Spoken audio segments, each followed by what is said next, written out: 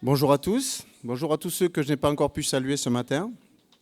Bonjour à ceux qui nous visitent pour la première fois ou qui sont des visiteurs occasionnels. Soyez les bienvenus.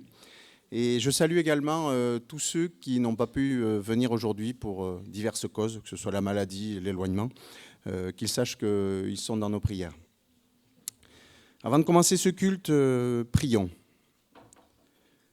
Oui Seigneur, merci pour le privilège de pouvoir encore une fois nous réunir en ta présence et pour te louer Seigneur et pour entendre ta parole. Merci pour ta miséricorde et merci pour tous les bienfaits que tu nous accordes. Amen. Je vais vous proposer de commencer ce culte en ouvrant la parole. Alors ceux qui me connaissent bien savent que j'aime beaucoup les psaumes. Un psaume, voilà. Psaume 95, versets 1 à 3. Venez, crions de joie en l'honneur de l'Éternel. Poussons des cris de joie en l'honneur de notre rocher, de notre salut. Allons au-devant de lui avec des louanges. Faisons retentir des chants en son honneur. Car l'Éternel est un grand Dieu. Il est un grand Dieu au-dessus de tous les dieux. Je vous propose de vous lever et de chanter ce premier chant. Opportunément, c'est « Chantons, car Dieu est là ».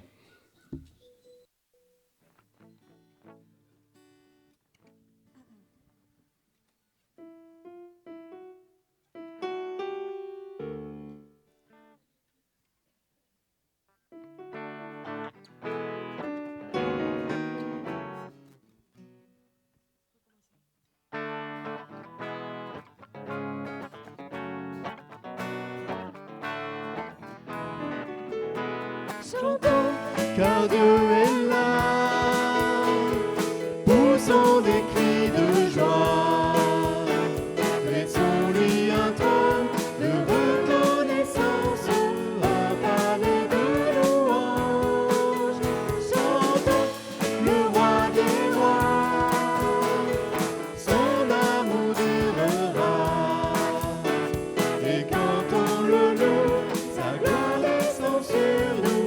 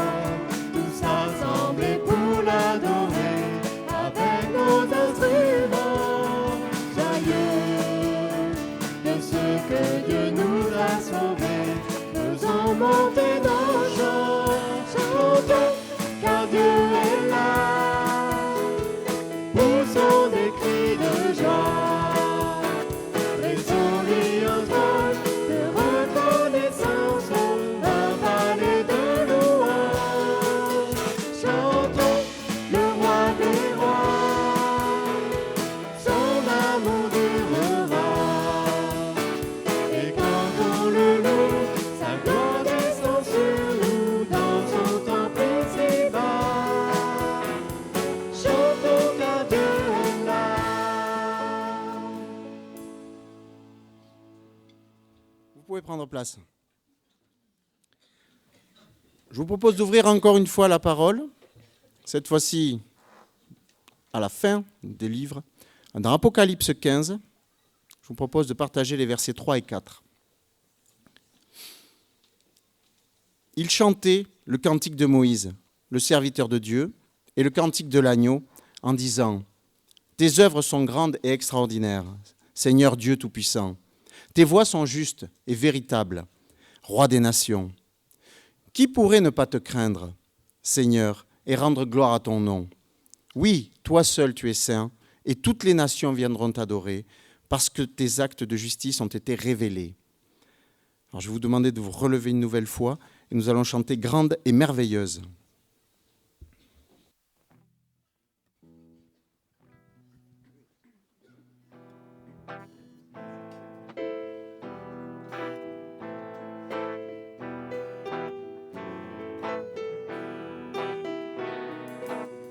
Grande et merveilleuse sont toutes tes œuvres, ô Seigneur notre Dieu tout-puissant.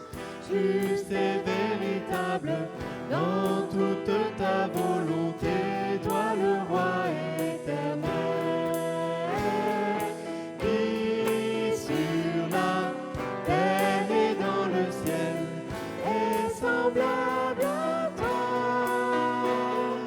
Tu règnes sur tout l'univers, Dieu d'Israël. Un jour devant toi, tout genou fléchira, toute langue te bénira. Alléluia, Alléluia, Alléluia, Amen. La la la la la la la la la la la la la la la.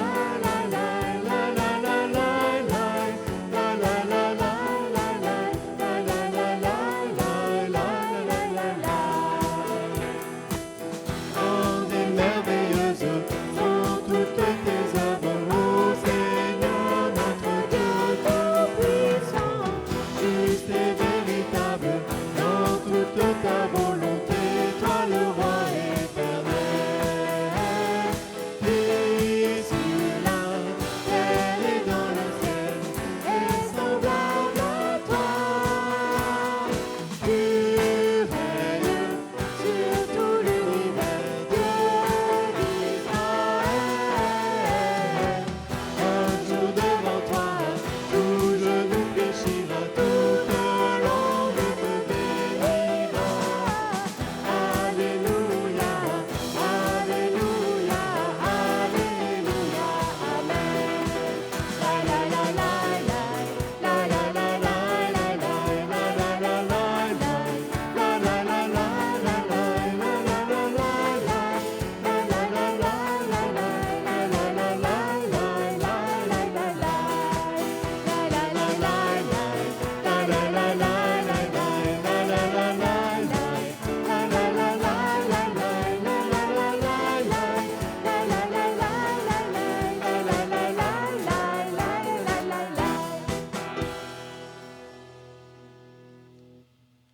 Vous pouvez prendre place. Il y a quelques jours, nous avons eu la chance avec ma famille de goûter aux joies des sports d'hiver. Alors, je ne sais pas si vous avez pu monter dans les alpages. C'est rigolo d'ailleurs que dans les Pyrénées, on appelle ça les alpages, mais bon. Et je remercie Dieu pour ce privilège. C'était vraiment des bons moments passés en famille. Et durant une matinée, nous avons fait une randonnée dans des paysages qui étaient magnifiques. Je ne sais pas si vous connaissez le pont d'Espagne à côté de Cauterets. Et chaque pas que je faisais, chaque recoin, chaque bruit, chantait en même temps la perfection de la création de Dieu.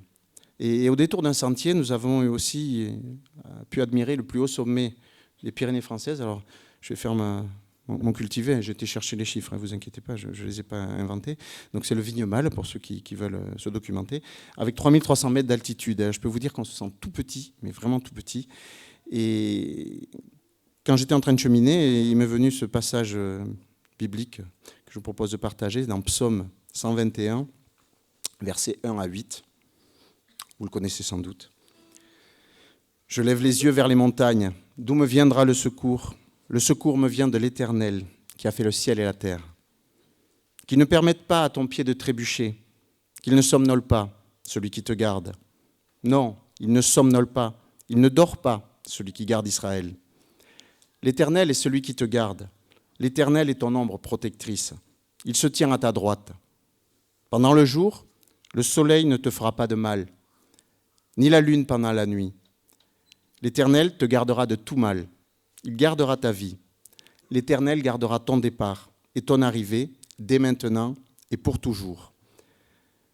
Et sur le fond de ce psaume, je vous propose de chanter 2 chants, coup sur coup. Maranatha, pour le premier, et Mon secours est en toi, pour le second. Vous pouvez vous lever si vous le souhaitez.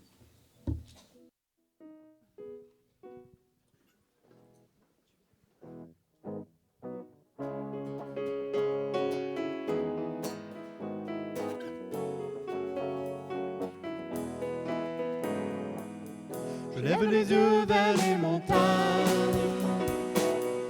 d'où me viendra le secours. D'où me viendra le secours? Le secours me vient de Dieu, Le secours me vient de Dieu, qui a fait les terres et les cieux. qui a fait la terre et les cieux.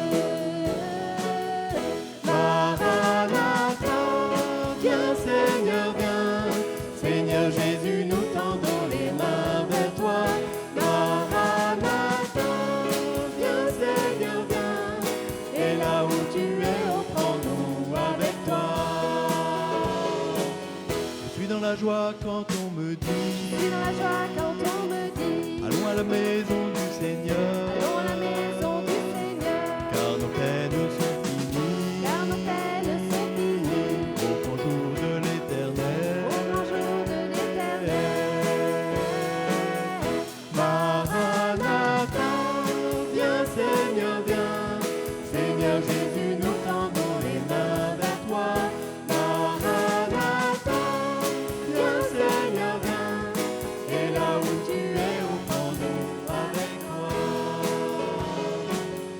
Maranatha, viens Seigneur, viens. Seigneur Jésus, nous tendons les mains vers toi. Maranatha, viens Seigneur, viens. Et là où tu es, oh, prends-nous avec toi.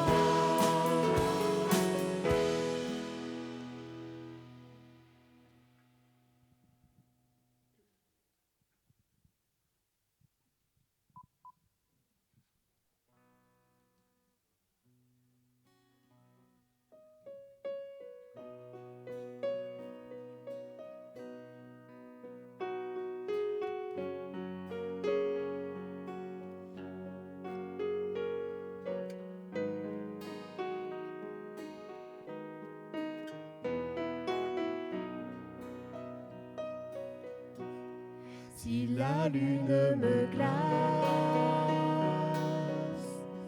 et le soleil menace, Créateur des étoiles, mon secours est en toi.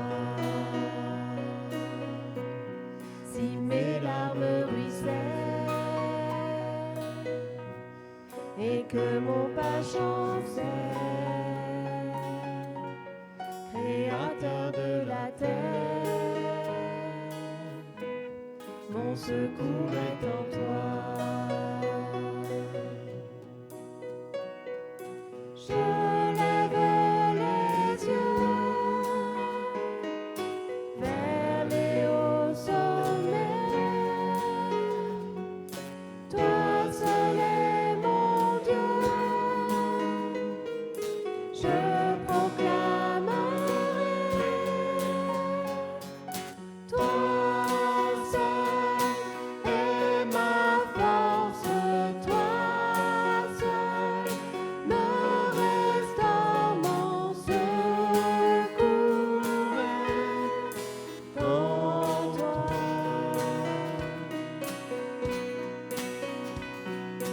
Toujours tu me portes, jamais tu ne dors. Mon secours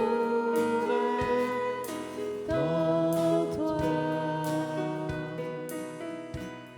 Si la peur m'envahit et mon âme chavire, Créateur de la vie, mon secours est en toi. Je lève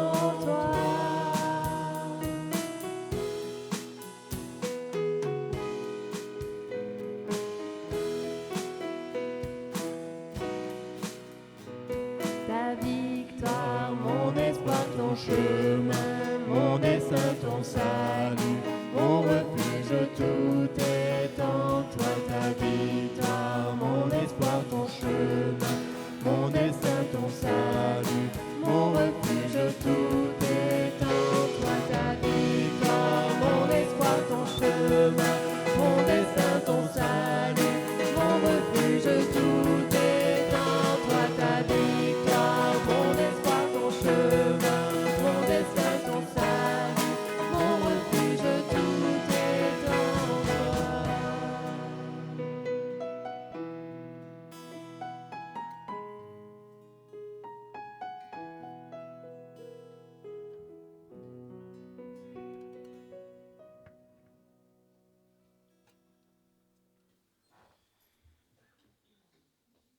Je vous propose maintenant un temps de prière libre, que chacun et chacune se sente libre de partager ses louanges par des prières courtes et à haute et intelligible voix afin que toute l'assistance ou le maximum de l'assistance puisse en profiter. Et je terminerai moi-même par une prière.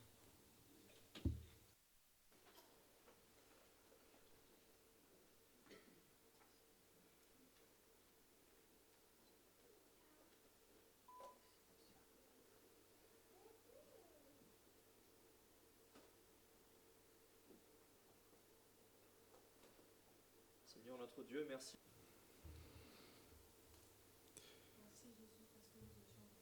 Merci Seigneur, merci parce que grâce au sacrifice de ton Fils, nous avons l'assurance, je dis bien l'assurance, d'être délivrés, d'être sauvés.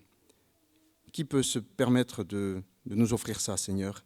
Et tu nous l'as offert gratuitement, sans concession, sans retenue, alors que nous ne méritions rien. Merci Seigneur pour cette miséricorde.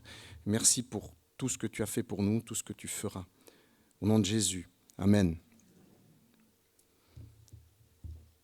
Et afin de filer la métaphore, je vous propose de partager un autre psaume que j'aime beaucoup.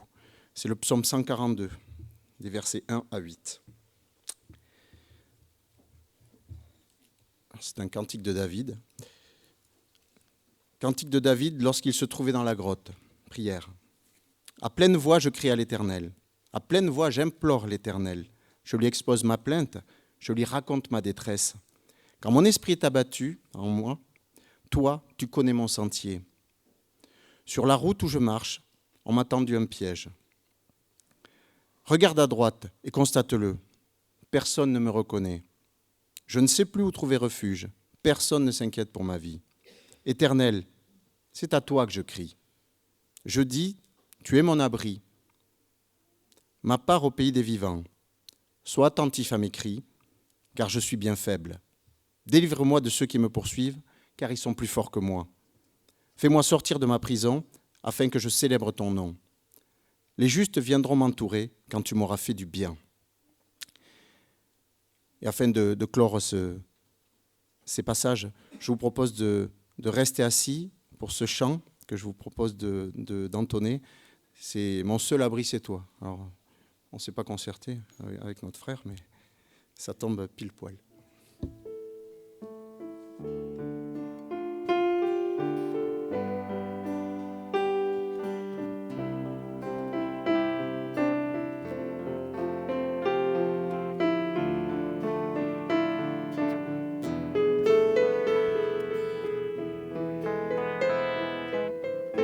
Mon seul abri, c'est toi. Toujours mon cœur te chantera, car tu me délivres. Et chaque fois que j'ai peur, je m'appuie sur toi. Je m'appuie sur toi. Et dans ma faiblesse, le Seigneur me rend fort. Mon seul abri, c'est toi. Toujours mon cœur te chantera, car tu me délivres. Et chaque fois que j'ai peur, je m'appuie sur toi. Mon seul abri, je m'appuie sur toi. Toujours mon cœur et dans ma faiblesse,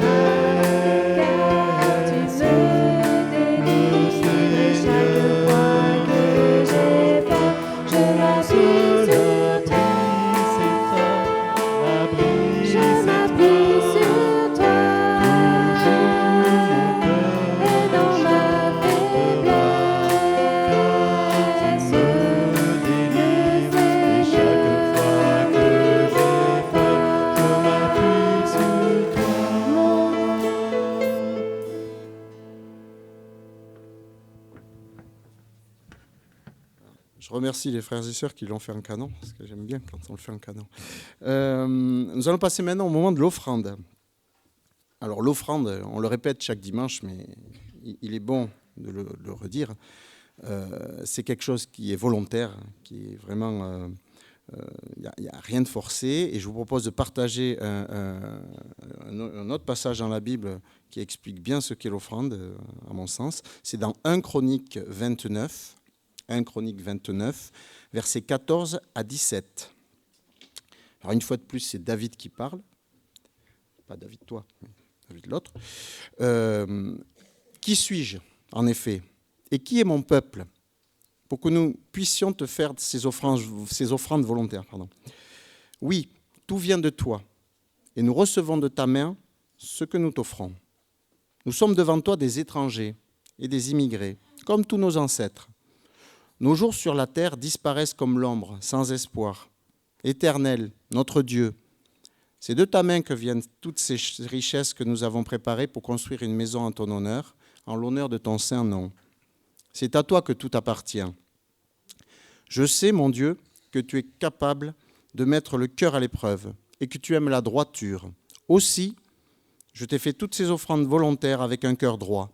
Et je vois maintenant avec joie ton peuple ici présent agir de la même manière. Alors, je vais demander aux frères que j'ai sollicités en début de culte de venir me prêter main forte pour faire passer le sac de l'offrande. Et à l'issue, nous prierons pour ces offrandes. Vous pouvez rester assis, bien évidemment.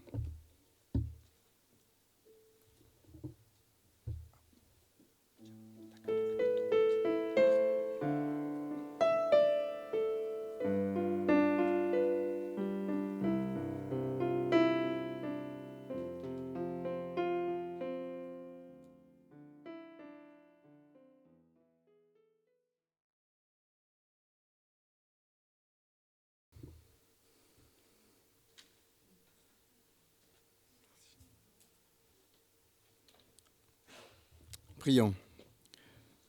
Seigneur, accepte ces offrandes que nos frères et sœurs ont fait pour toi, ont préparé pour toi. Accepte-les comme un parfum de bonne odeur, Seigneur, et une reconnaissance de toute la miséricorde dont tu nous fais grâce. Bénis ces offrandes, Seigneur, et bénis les personnes qui sont en charge de les utiliser, et que tout soit fait, Seigneur, pour ta gloire et pour l'avancement de ton règne. Amen.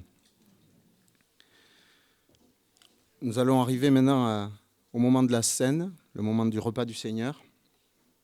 Et en ces moments de préparation de la fête de Pâques qui arrive, c'est bientôt dans un petit mois et demi, il faut se figurer ce qu'a été le sacrifice de Jésus sur la croix, et qui était déjà annoncé dès les premiers prophètes, bien avant la naissance de Jésus. Et je vous propose de prendre la parole une nouvelle fois dans Ésaïe 53. Au verset 3 à 7. Ésaïe nous dit « Méprisé et délaissé par les hommes, homme de douleur, habitué à la souffrance, il était pareil à celui auquel on détourne la tête. Nous l'avons méprisé, nous n'avons fait aucun cas de lui. Pourtant, ce sont nos souffrances qu'il a portées. C'est de nos douleurs dont il s'est chargé. Et nous l'avons considéré comme puni, frappé par Dieu et humilié. Mais lui, il était blessé à cause de nos transgressions, brisé à cause de nos fautes. La punition qui nous donne la paix est tombée sur lui, et c'est par ses blessures que nous sommes guéris. Nous étions tous comme des brebis égarées, chacun suivant sa propre voie, et l'Éternel a fait retomber sur lui nos fautes à tous. Il a été maltraité, il s'est humilié, et n'a pas ouvert la bouche. Pareil à un agneau qu'on mène à l'abattoir, à une brebis muette devant ceux qui la tondent, il n'a pas ouvert la bouche. Là aussi, on va chanter 2 cantiques, et je vous propose de rester assis, évidemment, pour bien s'imprégner de la difficulté que ça a dû être pour Jésus de suivre la voie qui avait été tracée par son Père, sans ouvrir la bouche, comme il est dit dans la parole. Nous allons chanter « Homme de douleur » et « Quand j'ai vu tes mains ».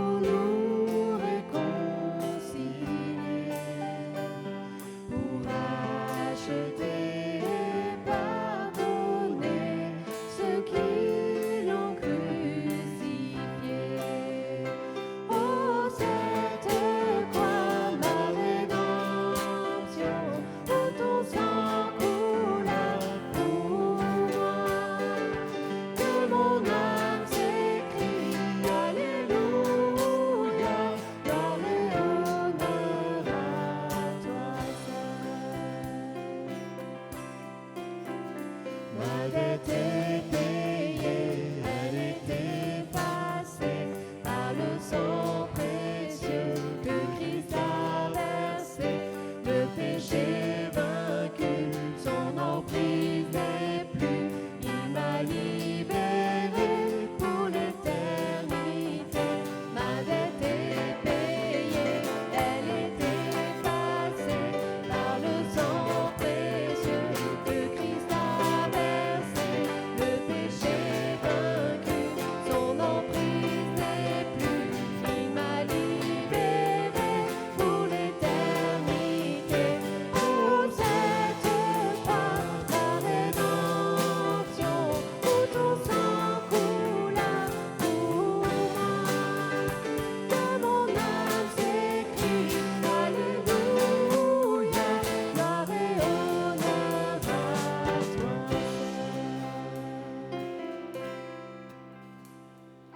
La pierre a été roulée, au voile tombeau vide.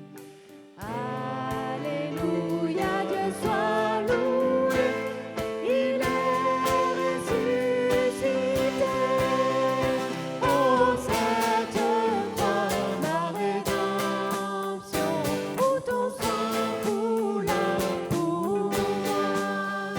Que mon âme s'écrie, Alléluia, gloire et honneur à toi seul. Gloire et honneur à toi seul.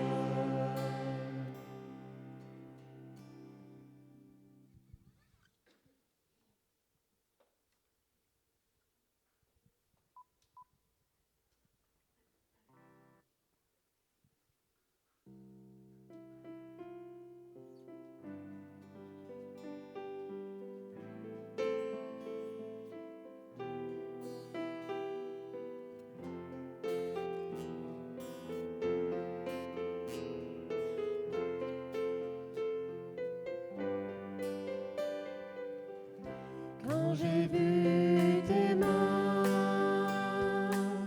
guérir tant de malades, quand j'ai vu tes mains qui rompaient du pain pour nourrir tout autour de toi des milliers d'hommes. Seigneur, en retour, reçois mon amour. Seigneur, en retour, reçois mon amour. Quand j'ai vu tes pieds saigner de partout, quand j'ai vu tes pieds percés par le clou pour sauver tout autour de toi des milliers d'hommes.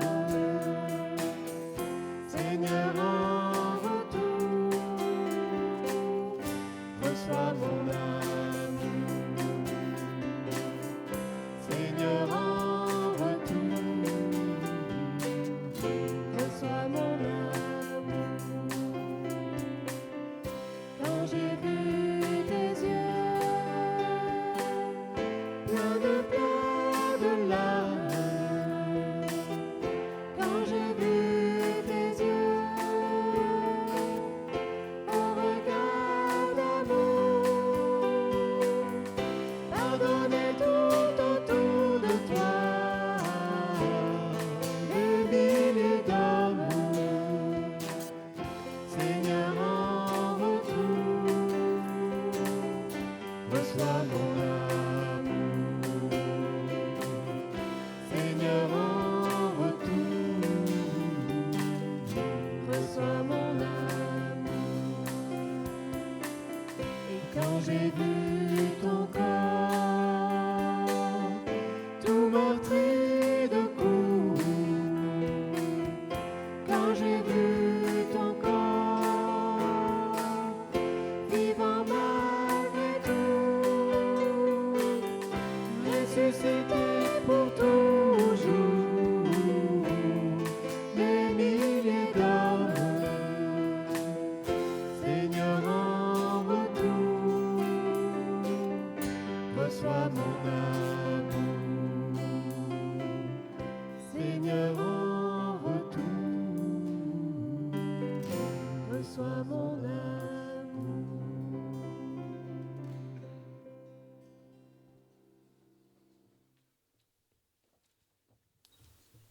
La scène, c'est l'une des dernières instructions qu'a laissé Jésus avant son sacrifice. Et c'est pas quelque chose d'anodin, c'est pas quelque chose à prendre à la légère. Et je vous propose de partager encore un dernier verset avant de distribuer les éléments. Dans 1 Corinthiens 11, vous le connaissez bien évidemment, versets 23 à 26. En effet, j'ai reçu du Seigneur ce que je vous ai transmis. Le Seigneur Jésus, la nuit où il a été arrêté, a pris du pain. Après avoir remercié Dieu, il l'a rompu et a dit « Prenez, mangez. Ceci est mon corps qui est rompu pour vous. Faites ceci en souvenir de moi. » De même, après le repas, il a pris la coupe et il a dit « Cette coupe est la nouvelle alliance en mon sang. Faites ceci en souvenir de moi toutes les fois que vous en boirez.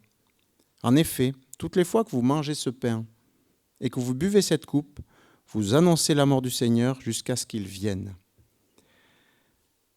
Alors nous allons distribuer les éléments. Je vais demander à ceux qui veulent participer à la table du Seigneur de se lever afin de faciliter la distribution. Et bien évidemment, pour participer à ce repas, il faut avoir témoigné de son amour pour Dieu, pour Jésus, par les eaux du baptême. Donc que ceux qui veulent participer se lèvent. Et je vais appeler les frères que j'ai sollicités en début de culte pour venir me prêter main forte. Et comme il est d'usage, nous nous attendrons afin de prendre les éléments tous en même temps.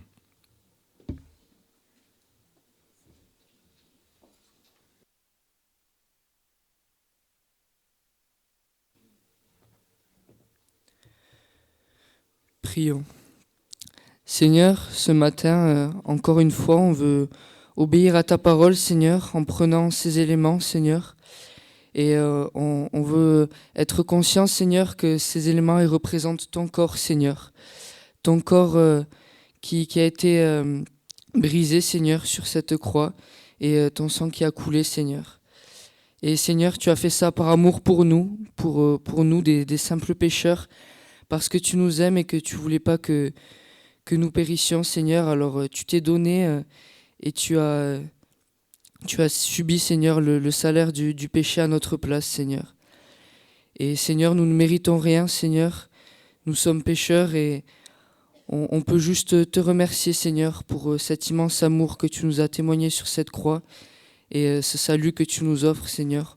On peut juste te dire merci, Seigneur, être admiratif devant toi, Seigneur, et t'en remercier par nos vies, Seigneur, marcher droit devant toi, Seigneur. Voilà, ce matin, on veut vraiment te remercier pour cet acte que tu as accompli pour nous et prendre humblement ces éléments, Seigneur. Amen. Prenons le pain.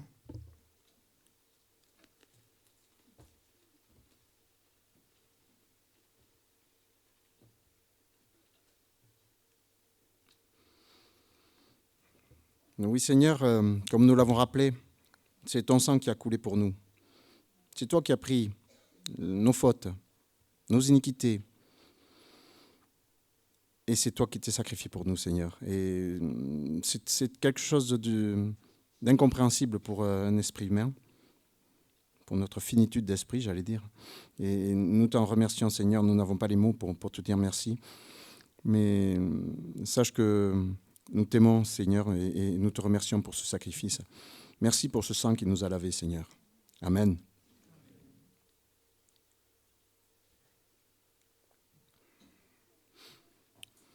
Pendant que les frères passent dans les rangs pour ramasser les coupes, vous pouvez prendre place, vous pouvez vous asseoir. Et je vais appeler au pupitre, je vais céder la place afin que le messager de Dieu qui a...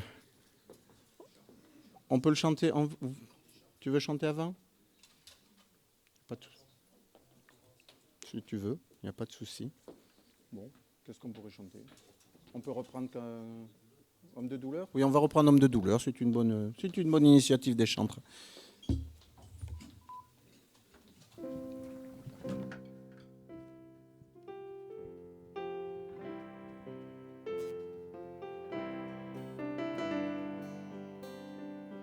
Homme de douleur,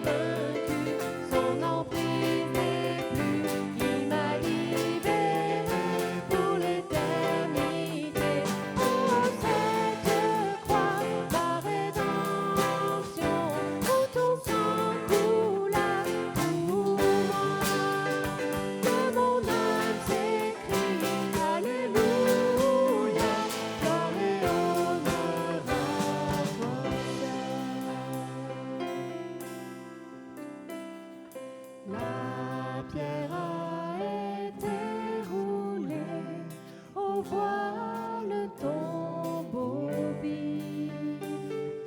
Alléluia, Dieu soit loué, il est ressuscité. Oh, cette croix, ma rédemption, où ton sang coule pour moi. Que mon âme s'écrie, Alléluia, gloire et honneur à toi seul. Gloire et honneur à toi seul.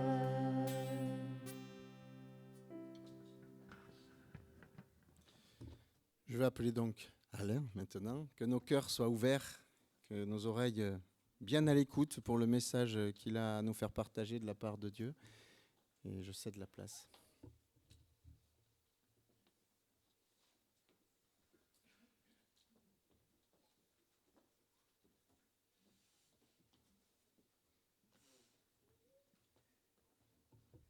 Voilà, bonjour à tous.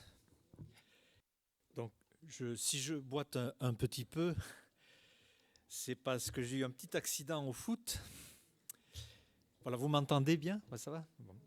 Voilà, donc je regretterais de ne pas continuer, non pas jouer au foot, je sais bien qu'il va falloir que je m'arrête, mais d'avoir des moments très très conviviaux, d'amitié, et aussi d'avoir l'occasion de témoigner et de pouvoir donc parler du Seigneur. Mais enfin, c'est pas facile. Je reconnais que c'est pas simple. Alors, je ne sais pas où vous en êtes, vous, dans votre témoignage. Alors, ensemble, ici, on est heureux de partager l'Évangile, de parler du Seigneur, mais dès qu'on sort d'ici, comment faites-vous? Donc, vous essayez de dire un mot et dont les personnes sont dans un autre univers. Et il y a une phrase, et c'est cette phrase que je voudrais partager avec vous et essayer d'y réfléchir. Dès que l'on parle du Seigneur, évidemment, on cite la Bible, puisque tout ce que nous savons de Dieu passe par sa parole.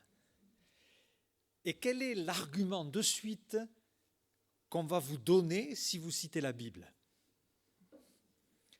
Il y a trop d'interprétations. C'est cette phrase qui m'interpelle souvent, que j'entends très souvent. C'est une vraie exclamation.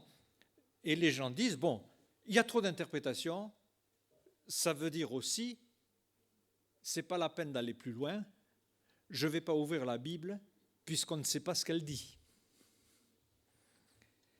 C'est un grand comportement universel, hein, une attitude de méfiance. Interpréter, ça veut dire donner du sens, expliquer, éclaircir. Mais si tout le monde part dans une autre direction, eh bien les gens ne vont pas croire. Est-ce que c'est un argument recevable? On ne peut pas, et peut-être ce matin, quelqu'un qui écoute pense cela. Vous citez souvent la Bible, mais je ne vais pas pouvoir la recevoir. Il y a trop d'interprétations. Les humains communiquent entre eux. Ils parlent, ils s'écrivent. Mais qui d'entre vous n'a jamais dit « Mais ce n'est pas du tout ce que j'ai voulu te dire ». Ou alors cette phrase « Attends, tu as mal compris ce que je t'ai dit ». Donc ça veut dire qu'il y a trop d'interprétations là aussi. Ou encore « Ne me fais pas dire ce que je n'ai pas dit ». N'avez-vous jamais été obligé de dire cette phrase? Ainsi, on s'aperçoit que pour toute personne qui communique, il y a trop d'interprétations. Donc finalement, c'est un argument qui s'évapore, qui ne tient pas. Ça voudrait dire pour la Bible qu'elle est trop compliquée. Mais je vous assure qu'il y a beaucoup de passages très clairs. Un petit exemple. Vous avez dans Romains 5,8, Dieu prouve son amour envers nous en ce que, lorsque nous étions encore des pécheurs, Christ est mort pour nous. Dieu prouve qu'il vous aime et il est mort pour vous. Alors dites-moi, est-ce que c'est compliqué à interpréter? Est-ce que cette lettre d'amour est difficile à recevoir?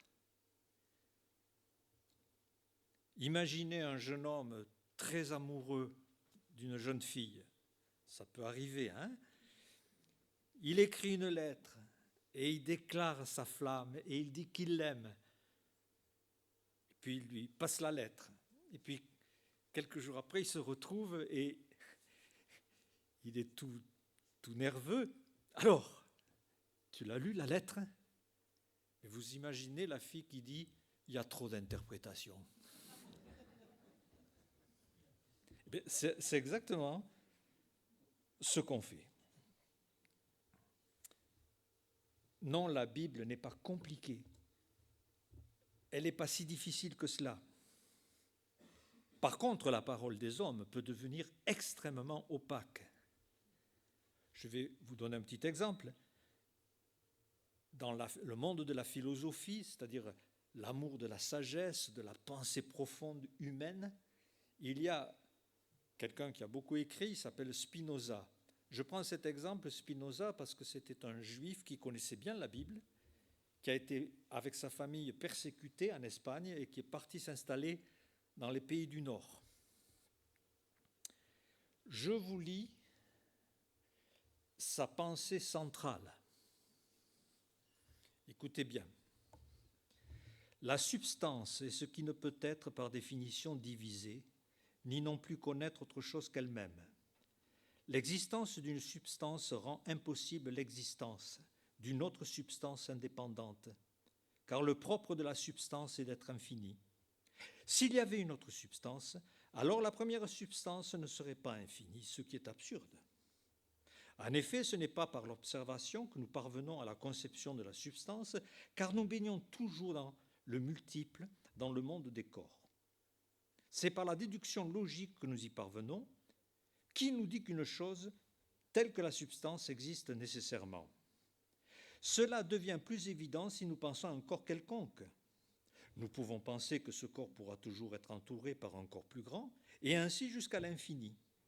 La substance est cette idée de l'infini à l'intérieur de laquelle tous les corps se trouvent, et donc en vertu de laquelle tous les autres corps existent. Si l'infini, où tous les corps prennent place, n'existait pas, alors il n'y aurait pas de place pour aucun corps. Quelqu'un veut me résumer ce que je viens de dire? Alors moi je vous dis, Dieu prouve son amour envers nous alors qu'on était pécheurs et il est mort pour nous, c'est bien plus agréable à recevoir. La parole de Dieu a été écrite, peut-être pour vous qui êtes nouveaux, a été écrite sur une période de 1500 ans par 40 auteurs différents. Et il y a une grande unité. Et bien sûr, Dieu a guidé des hommes pour écrire, les a ce qu'on appelle inspirés, mais dans le langage humain, dans un cadre humain, dans un environnement humain. Ainsi, il y a des personnes qui ont rendu la Bible obscure et difficile parce qu'ils n'ont pas tenu compte de certaines règles. Alors, je ne peux pas toutes les donner parce que il y en a beaucoup, mais juste quelques exemples. Une règle simple, c'est que Dieu a tenu compte du langage humain et des images. Ainsi, il y a des expressions qu'on ne pourra pas prendre au premier degré. Vous savez, quand on parle entre nous, on dit parfois « Excusez-moi, j'ai un chat dans la gorge ». Alors, si vous regardez l'expression, qu'est-ce que ça veut bien dire? On ne peut pas l'interpréter au premier degré. Il y a une autre expression, être dans la lune. Mais dans la lune, il n'y a personne. Et pourtant, il y a beaucoup de monde. Une autre expression, j'ai la tête qui tourne. Je me souviens une fois, je mangeais chez quelqu'un, il y avait donc le père de famille qui dit « Ouh là là, je m'arrête de boire, là, je vais avoir la tête qui tourne. » Et son petit garçon le regarde. « Elle ne tourne pas ta tête, papa. »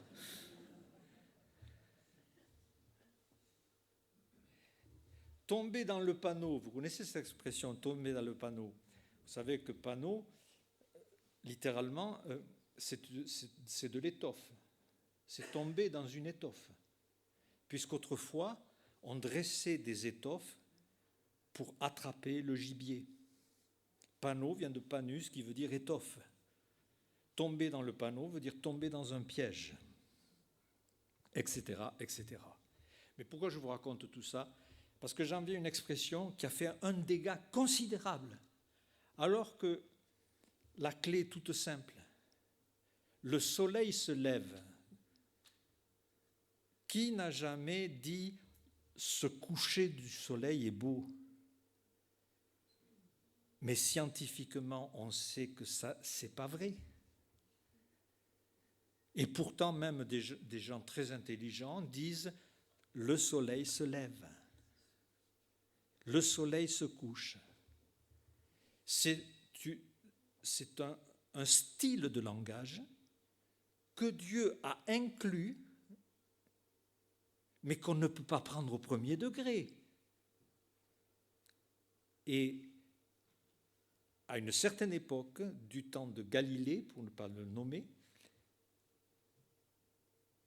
les ecclésiastiques ont dit, la Bible dit, le soleil se lève, le soleil se couche. Cela signifie, alors ils ont bondi vers une théologie qui est fausse, ça veut dire que le soleil tourne autour de la terre et que nous, la terre et les hommes, nous sommes les plus importants et au centre de l'univers. Et quand les scientifiques ont expliqué que c'est l'inverse, que nous tournons autour du soleil, il y a eu un conflit incroyable, pensant que la foi et la science étaient absolument irréconciliables. Alors qu'au départ, il s'agit d'une figure de style. Et la valeur scientifique, la valeur de la parole de Dieu n'est pas altérée par ces choses-là.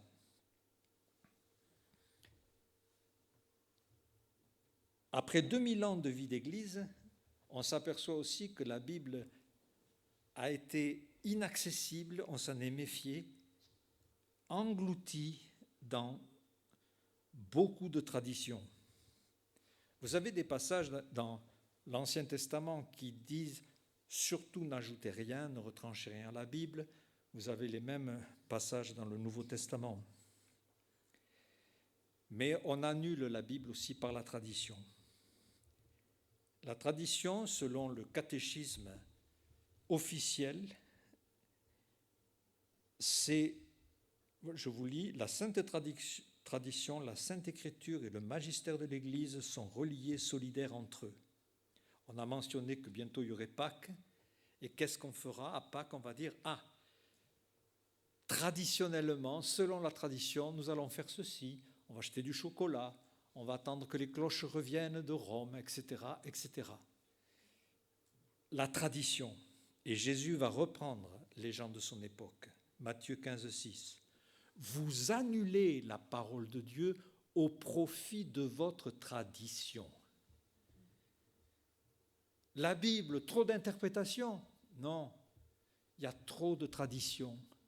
On ne voit plus la beauté de la parole de Dieu. On ajoute des pratiques, on ajoute des choses. Alors que Dieu nous avertit, n'ajoutez rien, ne retranchez rien à la parole de Dieu. Mais les évangéliques ne sont pas en reste. si des églises officielles ont poussé pour beaucoup de traditions, parmi des milieux très ailés, on a créé la pratique de l'écriture automatique. Et ça devient vraiment un petit désastre, où les gens continuent à écrire la Bible, et une personne se dit saisie par le Saint-Esprit, écrit sans regarder sur un papier des phrases, des phrases, des phrases. Ainsi naissent des textes soi-disant bibliques. Nous devons respecter la parole de Dieu qui nous a été donnée et respecter ce que Dieu a dit. Et je vous invite pour cela à lire et relire Luc chapitre 4, où le tentateur va s'approcher de Jésus-Christ. Ils sont à Jérusalem.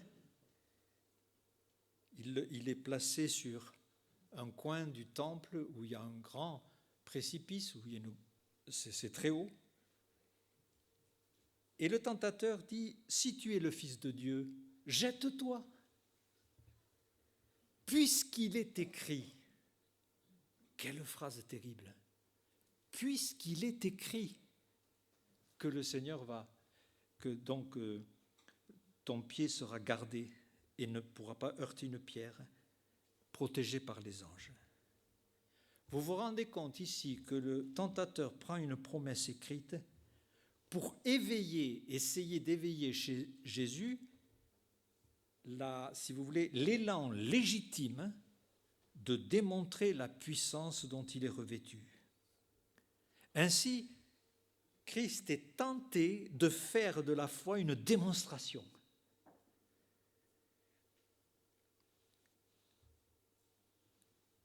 Parfois, les chrétiens sont tentés de vouloir à tout prix démontrer que Dieu est puissant, et on obéit plus au tentateur qu'à l'obéissance de la parole de Dieu. Dieu peut intervenir comme Dieu peut ne pas intervenir, mais c'est toujours sous ses ordres à lui qu'on le fait. Et la vie chrétienne n'est pas l'expression de vouloir à tout prix faire des démonstrations. On sait aussi que dans la Bible, trop d'interprétations arriveront si on coupe mal. Alors je voudrais vous laisser ce verset très important, 2 Timothée 2,15. « Efforce-toi de te présenter devant Dieu comme un homme éprouvé, qui n'a point à rougir, qui dispense droitement la parole de Dieu. » Alors, qui dispense ? La Bible Semeur dit qui transmet correctement, mais on perd la première idée parce que dispenser, c'est la traduction de orthotoméo. Donc, on connaît ce mot orthographe. Ça veut dire écrire droit, ça veut dire écrire sans faute. Orthotoméo, ça veut dire sectionner, couper droit, couper comme il convient. Et si on coupe mal, on fait dire au texte ce qu'il ne dit pas. On sort les choses du contexte. On peut faire soit des grosses gaffes, soit provoquer des erreurs. Une fois, il y avait un chrétien qui avait des amis qui allaient se marier. Donc, il dit, il faut que je trouve un passage pour eux, il faut que je trouve un texte. Et puis il se souvenait d'un texte qui, il est un peu pressé, mais il se souvenait, l'Éternel étend ses regards sur ceux dont le cœur est tout à lui, quelque chose comme ça. Donc il écrit un mot à ses amis qui vont se marier, et puis il écrit juste la référence. Juste 2 Chroniques, chapitre 16. Bon. Il écrit donc ce texte. Et alors, à ce moment-là, les époux, quand ils sont ensemble, lisent les lettres. Et ils arrivent à cette enveloppe de leur ami,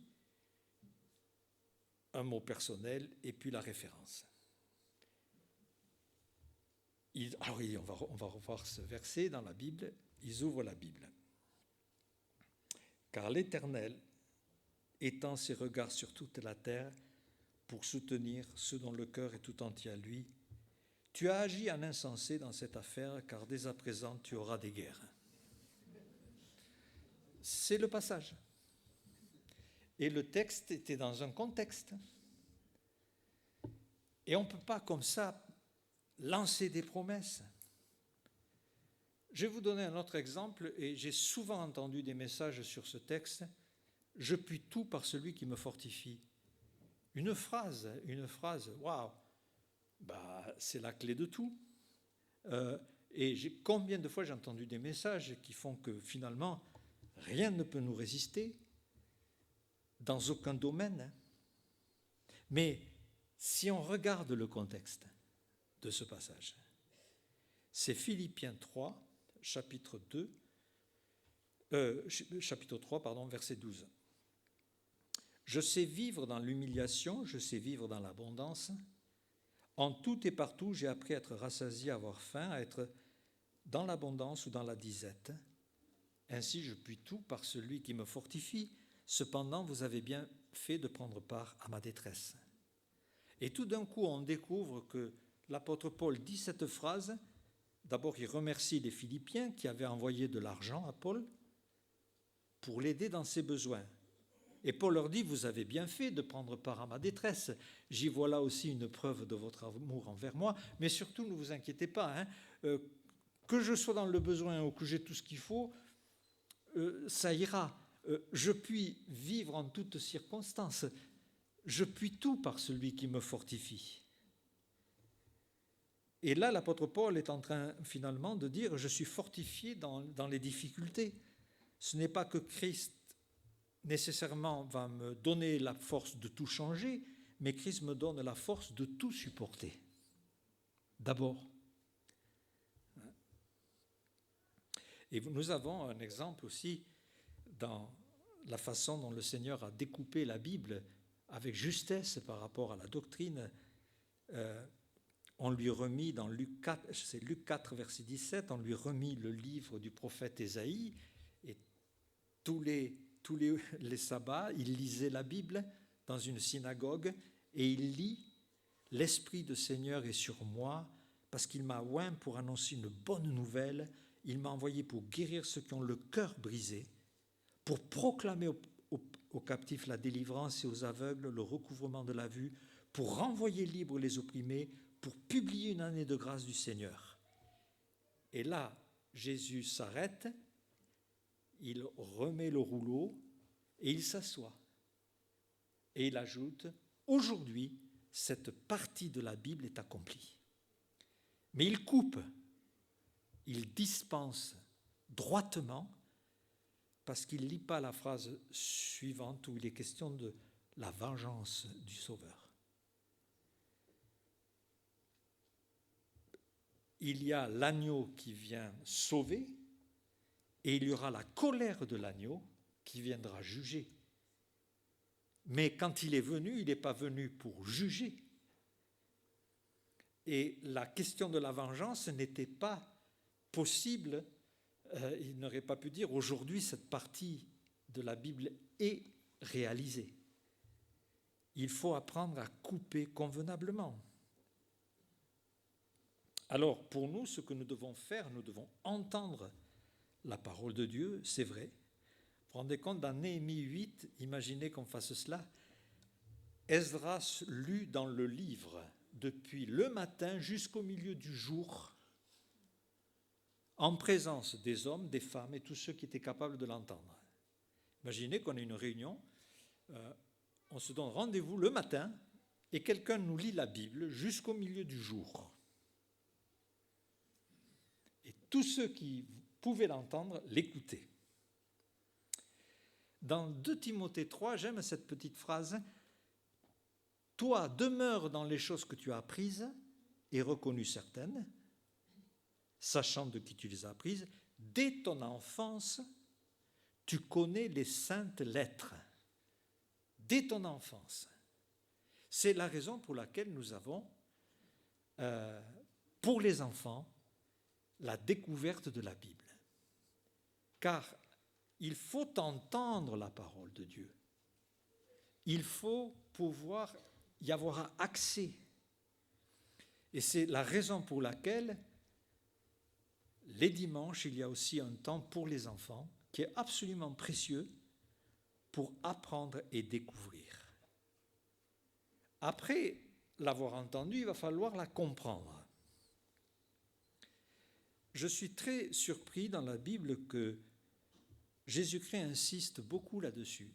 Dans Matthieu 15, 10, « Écoutez-moi tous », il rassemble la foule, « écoutez et comprenez ». Dans Matthieu 22, 29, Jésus leur répondit, « Vous êtes dans l'erreur parce que vous ne comprenez ni les Écritures ni la puissance de Dieu. » Et nous connaissons dans les Actes, je crois que c'est Actes chapitre 8, il y a un homme très instruit, ministre des Finances, il lit la Bible dans le texte original, il lit, il va à Jérusalem, il lit la Bible, et puis un homme de Dieu s'approche de lui, et la première question qu'il lui pose, il ne lui dit pas ce que tu es croyant, comment tu vis les choses, il lui dit, comprends-tu ce que tu lis? Comprends-tu? Après, il faut une disposition du cœur. Ce qui est tombé dans la bonne terre, nous dit Luc 8, 15, sont ceux qui, ayant entendu la parole de Dieu avec un cœur honnête et bon, la retiennent. J'entends, je comprends et je retiens. C'est-à-dire, je m'approprie, je le garde. C'est un peu comme le passage dans l'Ancien Testament, je serre ta parole dans mon cœur. Et le sens de serrer, ça veut dire je le garde précieusement comme si c'était un trésor. Je la retiens, c'est la traduction de katécho en grec. Retenir, c'est katécho, qui va donner catéchisme. Chaque fois que l'on retient pour soi une vérité, on fait du catéchisme. Vous voyez ? Beaucoup de gens ont été au catéchisme et ils disent « Oh, j'étais au catéchisme, mais j'ai tout oublié. » Ah non. Si vous étiez au catéchisme, ça veut dire qu'on avait... Et vous dites « J'ai tout oublié », donc vous n'avez rien retenu. Donc c'est plus du catéchisme.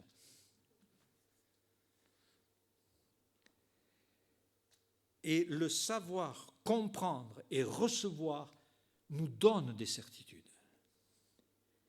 Et là, je m'adresse aux gens qui ne sont pas très sensibles sur certains plans. Moi, je me souviens quand on m'a annoncé l'évangile, on m'a dit « Alain, si tu acceptes le Seigneur, tu vas faire des bonds de joie. » Purée, ces bonds de joie, je les attends encore. Je ne les ai jamais eus, ces bonds de joie. Et je me suis dit, je ne suis pas sauvé, je ne suis pas comme eux. Et il y a un texte qui m'a vraiment aidé, c'est 1 Jean chapitre 5. Celui qui a le Fils, il a la vie. Celui qui n'a pas le Fils de Dieu n'a pas la vie. Je vous ai écrit ces choses afin que vous, qui connaît la suite, sachiez, savoir. Si je vous écris que vous avez la vie en ayant Christ, eh bien vous savez que vous avez la vie éternelle. Vous le savez parce que c'est écrit. Vous ne le savez pas parce que vous le ressentez. Et très sincèrement, je me dis, j'ai accepté sincèrement le Seigneur. Bon, je ne ressens pas 1000 choses pour le moment, mais puisque c'est écrit, j'ai la vie éternelle. Notre foi est basée sur la parole de Dieu, pas sur notre ressenti.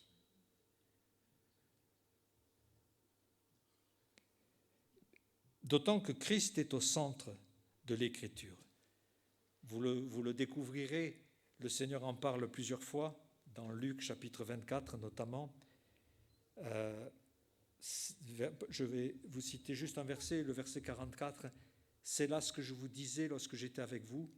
Il fallait que s'accomplisse tout ce qui est écrit de moi dans la loi de Moïse, c'est-à-dire la Torah, dans les prophètes, ce que les Hébreux appellent Nébihim, et dans les psaumes, Ketuvim et les autres écrits. Donc en prenant l'acrostiche de ces trois expressions, on a le Kanak. Et les Juifs disent, voilà, est-ce que tu as lu le Kanak? Ça veut dire, est-ce que tu as lu la parole de Dieu? Et l'autre jour, je regardais un reportage et il y avait un Juif qui avait reconnu Jésus-Christ comme le Messie et qui se promenait dans les rues de Jérusalem et disait, est-ce que dans le Kanak, vous avez déjà entendu le Ésaïe 53? Et il leur lit Ésaïe 53 en hébreu. Hein? Oh, non, je n'avais jamais entendu. Et pour cause.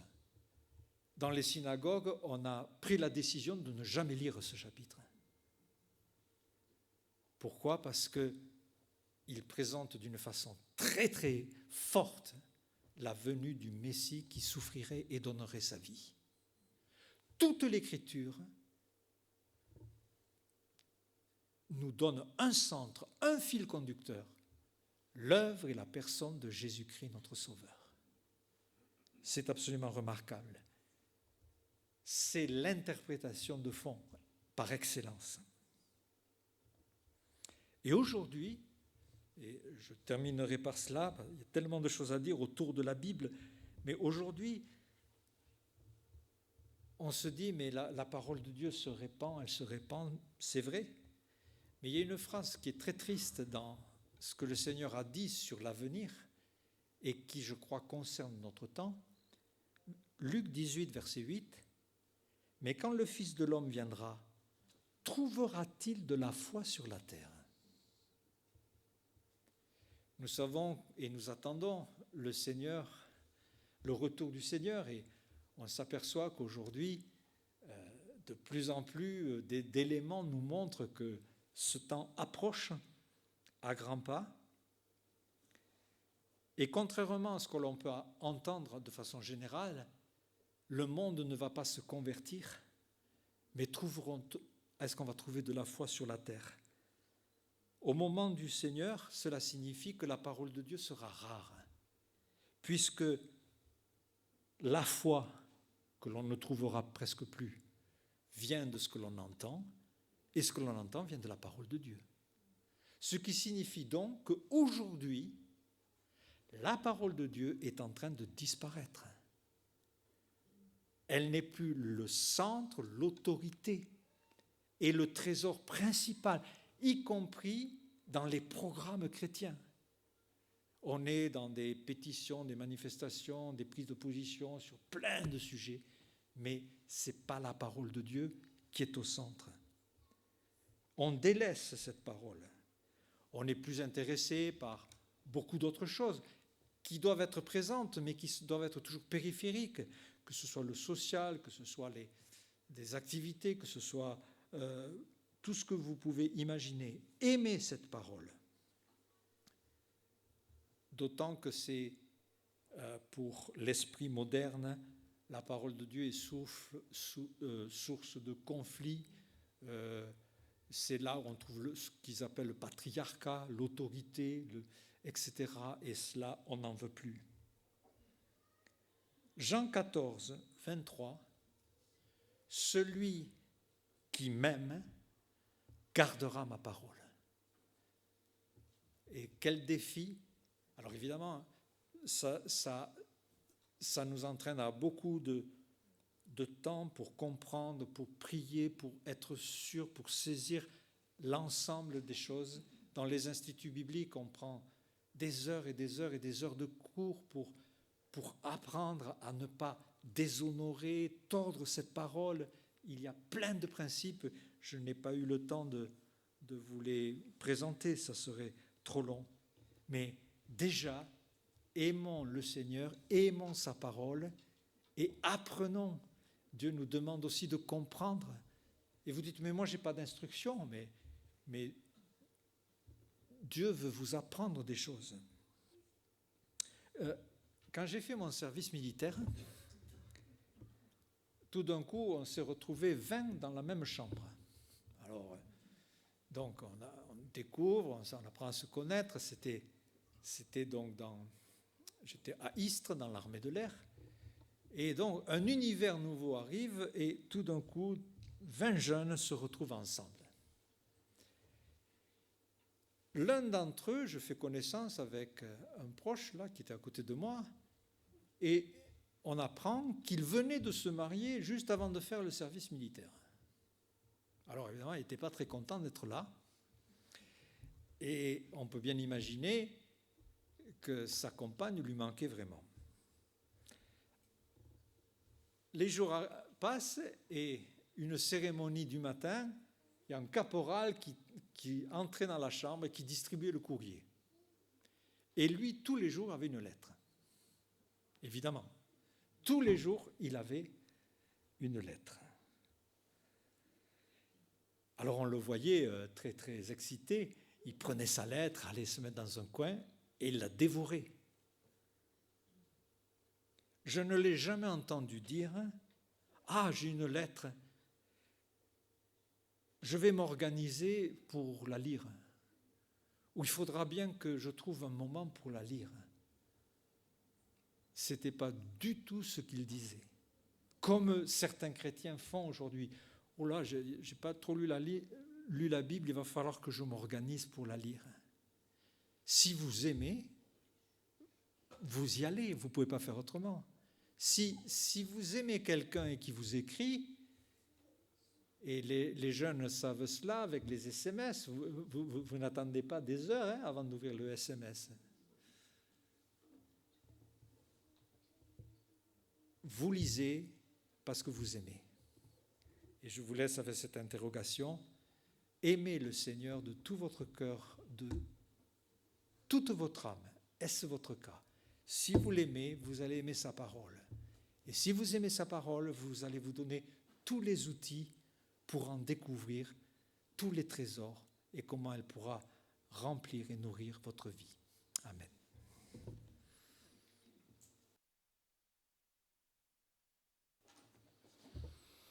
Merci Alain pour ce message. Et opportunément, il propose que l'on chante ce cantique qui s'appelle « Ta parole ». Alors je vais rappeler les musiciens et les chantres afin qu'ils puissent donner de la voix et donner de leurs instruments. Et je vais vous demander de vous lever, si vous le voulez bien.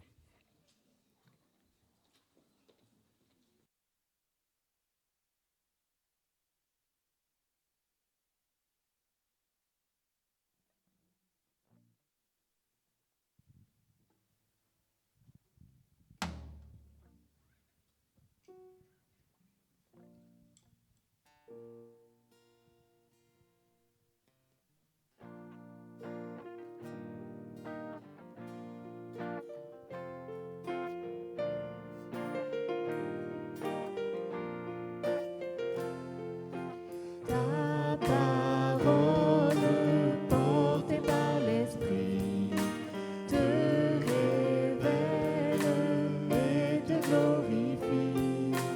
Que nous puissions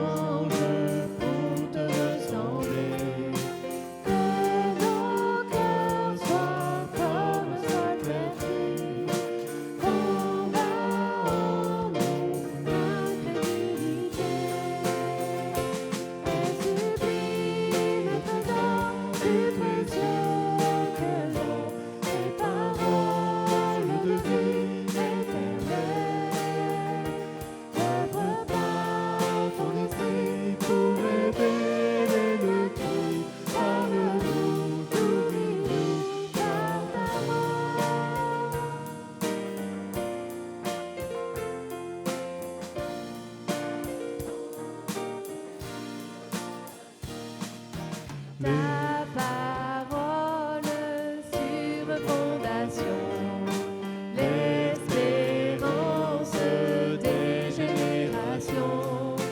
Que nos vies soient bâties sur ce roc. Instruis-nous pour marcher dans tes voies. Quel sublime trésor, plus précieux que l'or, tes paroles de vie éternelle. Œuvre par ton esprit pour révéler le Christ. Parle-nous, nourris-nous par ta voix.